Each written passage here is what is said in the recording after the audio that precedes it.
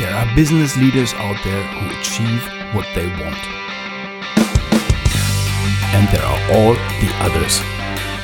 Leading is a discipline, an art, not a talent. You can learn it, you can even master it. Make sure you get what you want. Hello, good morning, good afternoon, good evening, and welcome back in the Live It, Lead It podcast.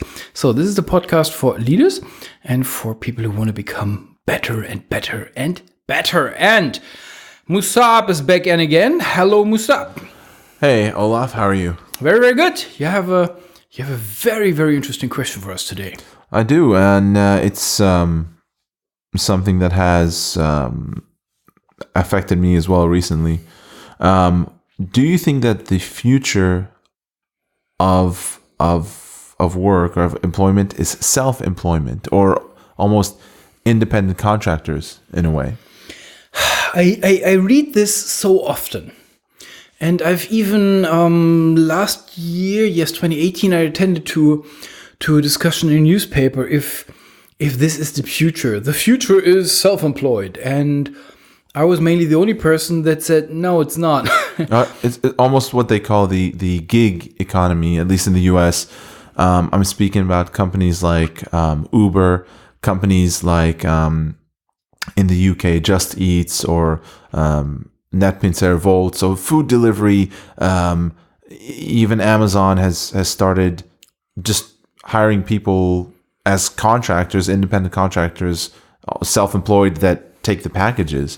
Logistics companies, where this one person company has the own Mercedes Sprinter, and then she or he is delivering the stuff, and Yes. It's his or her car, and there is this big 3 letters of this company on the side. Yeah, I know what you do.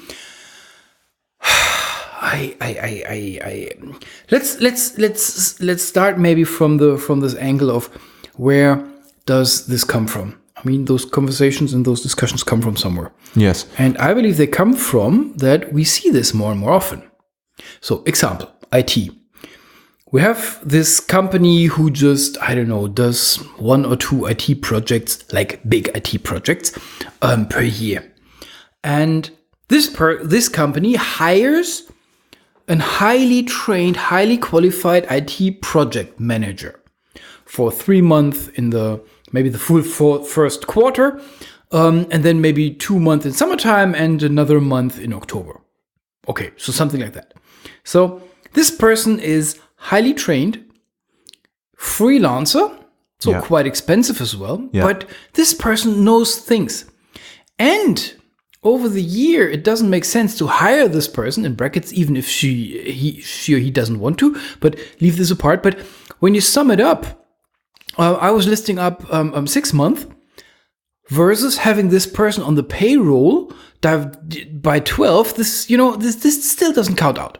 So gives us flexibility. I by myself have been in a company where they were panicking on headcount numbers. Yeah. And that was so bizarre that they were comparing my service desk people in Hungary, that was 1 headcount, and my team leads in Germany was 1 headcount. And the salary difference was, times 10 or something. This was completely ridiculously crap. So we see more and more brain workers, it's mainly brain workers, that you need.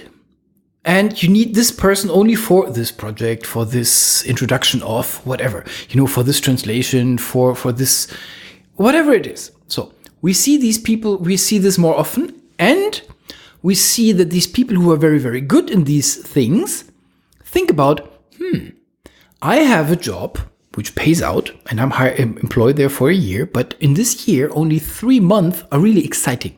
Yeah. The other 9 months, I'm just burned down with, stick to this project manager's example, with just projects who are just, blah, blah, average. This is rubbish. I mean, everybody could do this.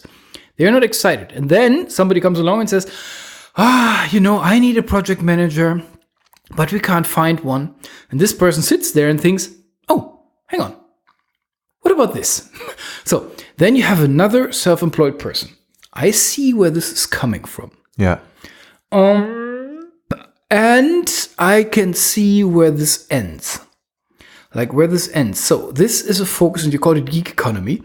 This focuses on the brain bugs, on this percentage of mankind who is risk averse enough to go and being self-employed, who is smart enough, who can adapt fast enough, who has a knowledge to offer where the market competes with or competes for. Mm-hmm. And I have no numbers, but I would be surprised if this is the majority of mankind. Yeah. So I see, and now we're going back onto my customers. The main problem that my customers have when I go into their companies, and then we talk about objectives and we talk about organization of IT departments and all of these things, is that the employees, sorry to say, don't give a dime. And I know this is especially in Germany. We have a clear enemy, and the enemy is the company, the manager, and it's like in the fairy tales. It's always the employer is the good one, and the manager is always the bad one. So this is how the story goes, especially in Germany. I call this crap. This is sometimes true, but not average. It's people on both sides. And we have enough lazy employees who come to work, switch off their brain. Sometimes they forget to switch it on in the whole life. They just go there, they do the stuff that they've done for eternities, and they plan to do these things for eternities. They don't give a fart. They execute what they've been tasked. These people will never ever become self-employed. So I cannot see that everybody in the future gets self-employed. So additional thoughts on this. Being self-employed is a hell lot of work. It is. It is a hell lot of work. And if you listener now, if you are employed, so think about taxes. Yeah, you just make your taxes. But when you run a company or when you're self-employed, this tax thing in Europe gets ridiculously more complicated. Yeah. I call it chicane. I seriously call it chicane because it's not predictable, and it's not predictable because my tax advisor sucks. But my tax advisors, which I had, always were struggling on the one or the other answer, which I believe was a quite evident answer. Yeah. This makes me call this rules just chicane. It's not there to be understood. It's just there. It's a trap. So you need to deal with all of the beauty of this rubbish. So yeah, the taxes are a big part. I mean, as I mentioned, I've done independent contracting before, and I've been self-employed. It's definitely something that, as you touched on, Olaf, a lot of people don't know the answer. You go to these people that you expect to know, and because they deal with people that are already employed, or because they deal with businesses or things like that, they don't have the answers. A lot of times the people that write these laws are not even sure what the process is. Ridiculous. So yeah. You can get stuck. You can have a lot of problems. So yeah. And again, I'm just to close this down. I'm not against taxes. When I understand what my taxes are doing and where I pay taxes for, I'm cool with that. I'm not cool with when these laws are made in a way that it's just, I can see the only reason is that this is about bribing me. So this is the one thing, taxing. Marketing. It doesn't help when you sit in your room with your genius knowledge and nobody knows it. Yeah. So there is a reason why my company invests half of the money in marketing. And maybe this will be reduced once we grow, but for the moment, this is a ridiculously amount. So when you say, I am this introverted IT expert, and I'm the god in pick one of these nerdy topics, and I hate to go on stage, sorry, you will die starving because nobody knows you. Yeah. And yeah, we all have these stories when you just have this one big customer and he forwards you to another, and then, this avalanche goes on. It's rare. It's seriously rare. So this thing. then all of your things that are insurance connected.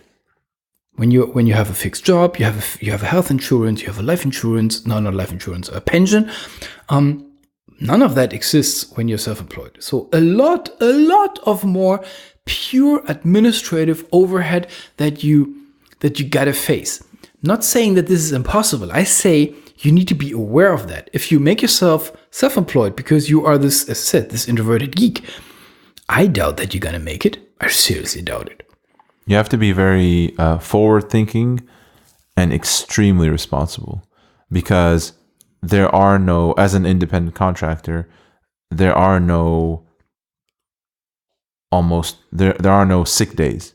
So there are no off days. You don't get paid. There's no vacation days. You can take a day off. You can choose not to work, but then you don't get paid on that day or that week or that month. And that's a very big thing you have to look at. Even something like a pension, you have to look forward 20, 30, 40 years in your future, and you have to kind of make your own savings and set your own things aside, which a lot of people do not have the discipline to do. Yeah, true. So now let's leave the black side where it is. I think we're now down enough. Let's go for the white side. Why is this a topic? Because it happens. And it happens because of, I see two reasons. So the one reason is that companies understand we are, let's say, dynamic enough. We need this developer for this project. There is no reason for keeping this developer in the company at all, but we need these skills for this project. So we hire an external person from somewhere, or we have an agency or whatever. Additionally, even when agencies are hired, and I know what I'm talking about as we run this agency, then this agency usually works together with certain people with a network of freelancers, which they then can throw onto these projects, because this works. So there is a lot of beauty in being self-employed. And as I said, I know a lot of people are not, well, we can say are not made for it. So there is this, you have a lot of freedom. You can say the pro is the con. When you say, if you make a day off, then you're not making any money. I say I can make a day off whenever I want. And I really mean it with a pre-warning time of, I don't know, 2 minutes or something. Yeah. If my calendar is free and the sun is shining, then I can decide, guess what? Screw them all. I just park this. I go out.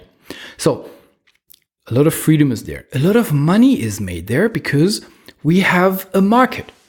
A market means the companies are not, go back 20 years. Nobody would hire 20 years. Let me pick an example. Let's go 30 years. Before IT. Nobody in, automotive industry would hire somebody with, a tech knowledge for this one project. They would all hire them because they need this knowledge. Yeah. So today we are a bit more relaxed because we know if we hire this person to introduce this ERP system, for example, we need this knowledge to set it up once. And afterwards, we only need this agency to support us with the operations. But we don't need this programming skills, this whatever skills anymore. In brackets, this is wrong, dear companies. You will need this development skills, whatever. So companies are open for it. Companies pay for it. Companies understood that external help on this one or this other thing has a price, and it's not what you pay your own people because these freelancers have this additional overhead.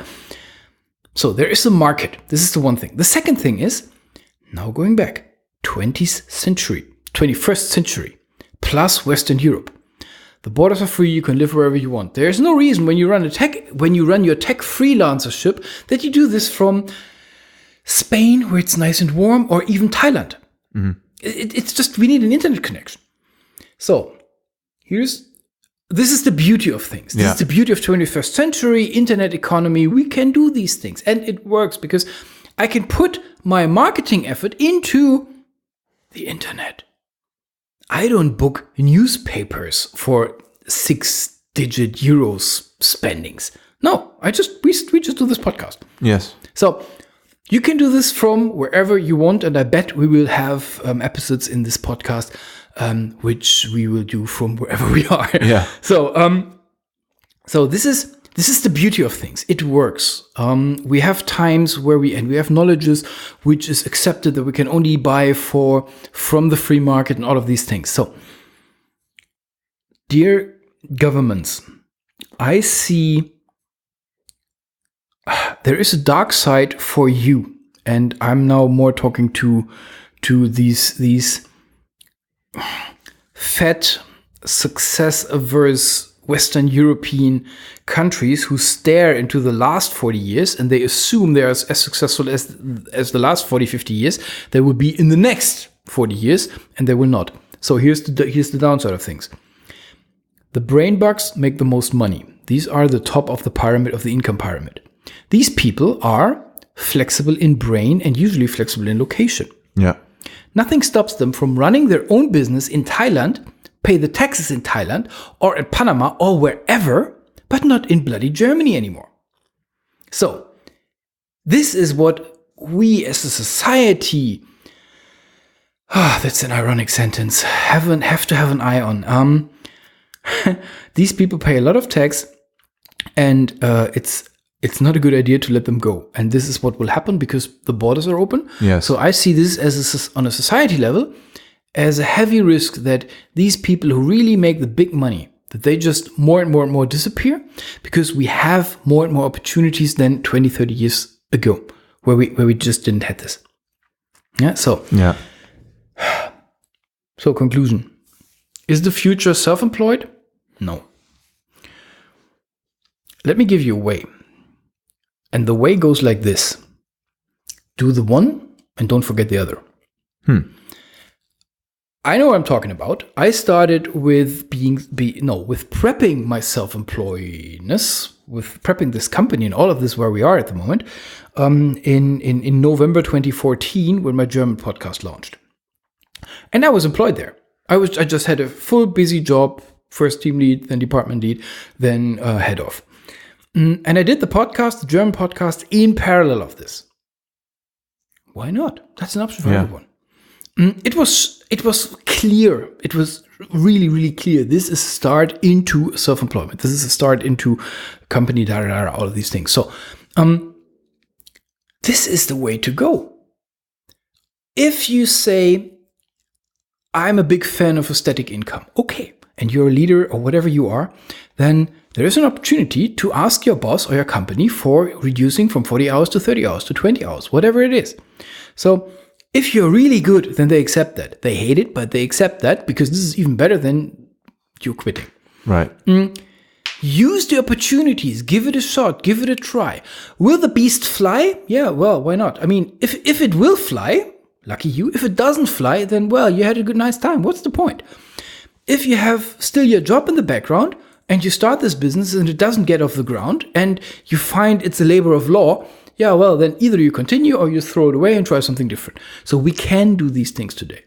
So I believe it's an either or. It's not an either or. I think it's an and. You can do this and the other. Yes, do both. Yeah, absolutely. I invite everybody to do that. I even believe that this is healthy for your soul to have 2 or 3 different jobs. And I'm not talking about this iconic self-educating mom with 12 kids and no home but 14 jobs, and she's commuting for 20 hours every day to work additional 40 hours to... This is all bullshit. This is all rubbish.